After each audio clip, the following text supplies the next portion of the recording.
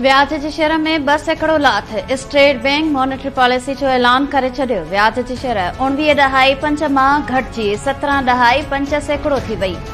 State bank जो चवण आहे त व्याज जी शेयर में 200 बेसिस पॉइंट्स जी घटिताई कई वई आहे। 2 महीननि दौरान महांगाई में इज़ाफ़े जी शरह बि तेज़ीअ सां घटि थी आहे।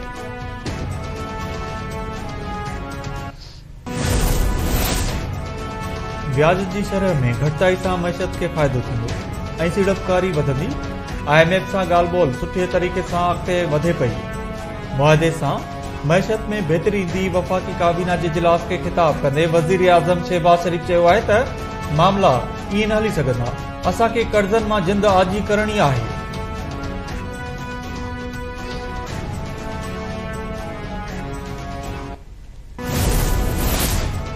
हुकूमत IMF खे मञाए वरितो। कर्ज़ प्रोग्राम जी मंज़ूरी जो जाइज़ो वठण लाइ IMF जे एग्ज़ीक्यूटिव बोर्ड जो इजलास 25 सितंबर ते तलब।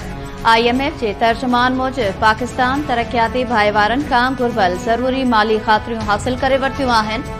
IMF बोर्ड जे इजलास में पाकिस्तान लाइ कर्ज़ प्रोग्राम जी मंज़ूरी जो जाइज़ो वरितो वेंदो। पाकिस्तान ऐं IMF विच में जुलाई 2024 में स्टाफ सतह जो मुआहिदो थियो हो।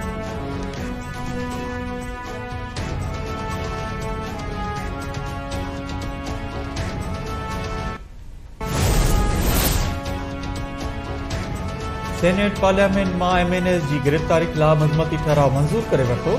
पार्लियामेंट मां मेंबर जी गिरफ़्तारी जमहूरियत लाइ नुक़सानकार करार। मुखालिफ़ धुर अॻवान शिबली फराज़ पारां पेश कयल मज़मती ठहराव ऐवान इतफ़ाक़ी राय सां मंज़ूर करे वरितो। ठहराव में चयो वियो आहे त पार्लियामेंट मां मेंबर जी गिरफ़्तारी शर्मनाक क़दम आहे। हीउ ऐवान पार्लियामेंट ऐं क़ौमी असेंबली सां ॿधी जो इज़हार करे थो। PTI सेनेटर अली ज़फ़र चयो आहे त पार्लियामेंट मथां हमले ते वज़ीर आज़म खे इस्तीफ़ा ॾियणी पवंदी। असांजी लचक खे बुज़दिली समझण बंदि कयो। नून लीग जे इरफान सिद्दीकी जवाबी तक़रीर कंदे चयो आहे त मूंखे अधु राति जो खंभियो वियो।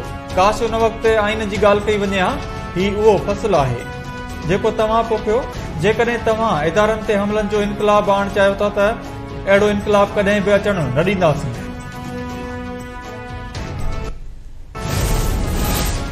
दिफ़ा वारे वज़ीर ख्वाजा आसिफ KP जे वॾे वज़ीर अली अमीन गंडापुर जे अफ़गानिस्तान सां ॻाल्हियुनि वारे बयान खे वफ़ाक़ ते हमलो करार ॾेई छॾियो।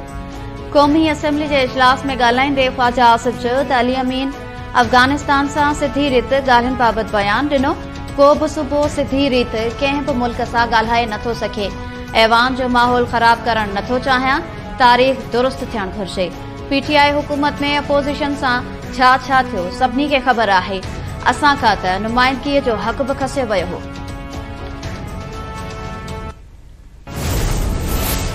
JUI सरबराह मौलाना फज़ल रहमान चयो आहे त इदारनि जा वॾा मुल्क लाइ न पर पंहिंजे एक्सटेंशन लाइ फ़िक्रमंद आहिनि। एक्सटेंशन जो अमल फ़ौज समेत हर इदारे में ग़लति आहे।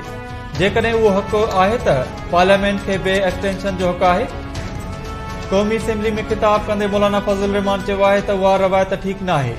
असां अपोज़िशन में वेही कंहिं ग़लति रवायत जे बुनियाद न विझंदासीं। वक़्तु अची वियो आहे त असां जथनि खे ख़तमु करे पार्लियामेंट खे वधीक मज़बूत कयूं।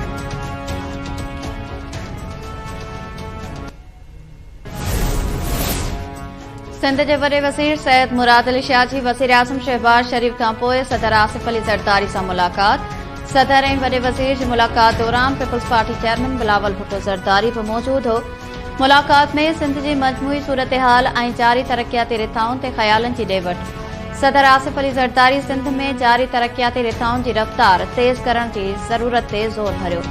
वज़ीर आज़म सां मुलाक़ात दौरान सिंध में वफ़ाक़ जे सहकार सां जारी मंसूबनि समेत मुख़्तलिफ़ मामलनि ते ॻाल्हियूं कयूं वयूं। PM हाउस जी पधिराई मूजिबि वॾे वज़ीर मुराद अली शाह सिंध जी तरक़ीअ में ख़ुसूसी दिलचस्पी वठण ते वज़ीर आज़म जा थोरा मञिया।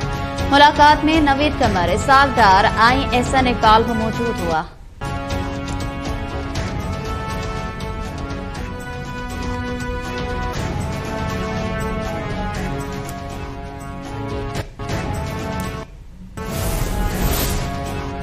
इस्लामाबाद हाई कोर्ट PTI बानी जे इम्कानी मिलिट्री ट्रायल ख़िलाफ़ दाख़िल दरख़्वास्त ते वफ़ाक़ खां जवाब तलब करे वरितो। जस्टिस मियां गुल हसन औरंगज़ेब जी अदालत दरख़्वास्त ते रजिस्ट्रार हाफ़िज़ जा एतिराज़ ख़तमु करे छॾिया। दरख़्वास्त खे सूमर ॾींहुं मुक़ररु करण जी हिदायत। जस्टिस मियां गुलहसन औरंगज़ेब रिमार्क ॾींदे चयो आहे त सिविलियन जो मिलिट्री ट्रायल दरख़्वास्त गुज़ार ऐं अदालत लाइ गणती जोॻो आहे। मामले ते फेडरेशन जो वाज़े जवाब अचणु घुर्जे। ॿुधायो वञे त छा पीटीआई बानी जो मिलिट्री ट्रायल वारो मामलो गोरेठ आहे या न।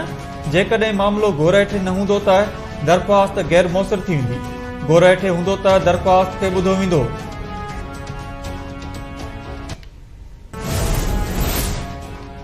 £190 मिलियन करप्शन केस में पीटीआई बानी जी बरियत वारी दरख़्वास्त रद्द। रेफरेंस जे ॿुधणी एहतसाब अदालत जे जज नासिर जावेद राना अडियाला जेल में कई। पीटीआई बानी जे वकील खे सुभाणे जांच ऑफिसर खां आॾी पुछा करण जी हिदायत। अदालत ॼाणायो त बुशरा बीबी जी बरियत वारी दरख़्वास्त ते फ़ैसिलो बाद में ॿुधायो वेंदो। इस्लामाबाद हाई कोर्ट गिरफ़्तार कयल पीटीआई एमएनएस जे रिमांड वारो फ़ैसिलो मुअतल करे छॾियो। चीफ जस्टिस आमिर फारूक ऐं जस्टिस समन रिफ़त इम्तियाज़ ते ॿधल बेंच पारां ॿुधणी कई। दहशतगर्दी टोड़ अदालत पीटीआई अॻवाननि जो 8 ॾींहनि जो जिस्मानी रिमांड मंज़ूर कयो हो। एडवोकेट जनरल इस्लामाबाद खे नोटिस जारी करे छॾिया। जवाब तलब।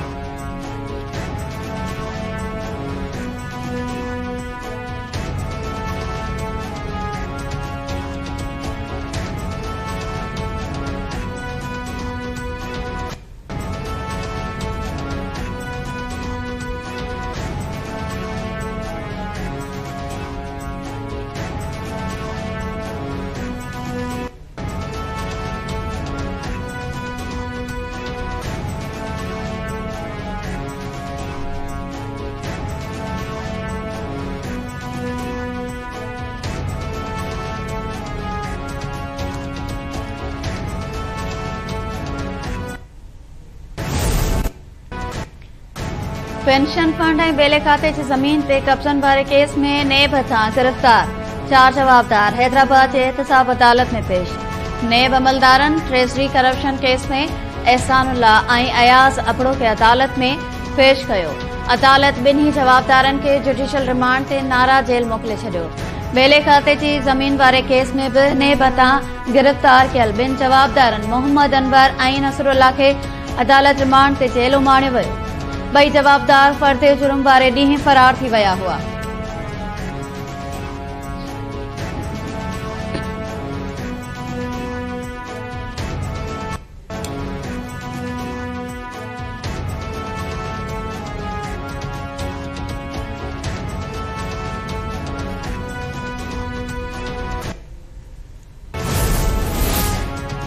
सिंध यूनिवर्सिटी जानछोरो में 5 सालनि दौरान अरबे रुपयनि जे माली बेज़ाब्तियुनि जो इंकशाफ। सिंध पब्लिक अकाउंट्स कमेटी जे इजलास दौरान पेश कयल रिपोर्ट में अहम इंकशाफ। 2010 ईस्वी खां 2016 ताईं थियल ख़र्चनि में माली बेज़ाब्तियुनि जी निशानदी कई वई। यूनिवर्सिटी में 19 ग्रेड जे 37 असिस्टेंट प्रोफेसरनि खे क़ाइदनि ऐं ज़ाब्तनि जी उतड़ ते तरक़ी ॾियण जो इंकशाफ। ऑडिट ऑफिसर पीएससी खे ॿुधायो त सिंध यूनिवर्सिटी में तरक़ियूं एचईसी ज़ाब्तनि जी उतड़ ॾिनियूं वयूं आहिनि।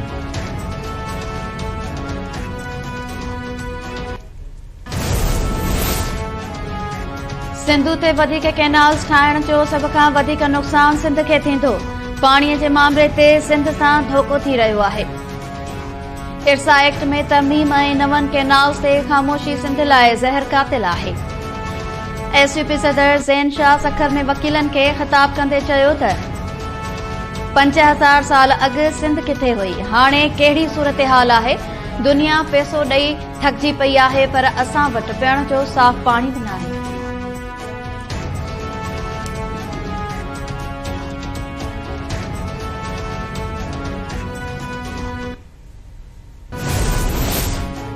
गज़ा में बर्बरियत जी इंतिहा। इसराइली हमलनि में ज़ख़्मी थियल 22,000 फ़लस्तीनी हमेशा लाइ माज़ूर थी विया। सिहत जे आलमी इदारे मूजिबि गज़ा जंग में 22,000 खां वधीक ज़ख़्मियुनि जी ज़िंदगी हमेशा लाइ तब्दील थी वई आहे।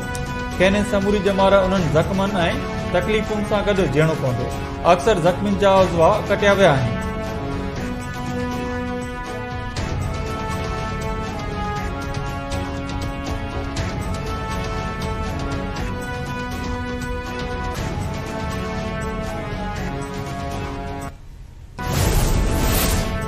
पाकिस्तान हॉकी टीम चीन खे शिकस्त ॾेई एशियन हॉकी चैंपियंस ट्रॉफी जे सेमीफाइनल में पहुची वई।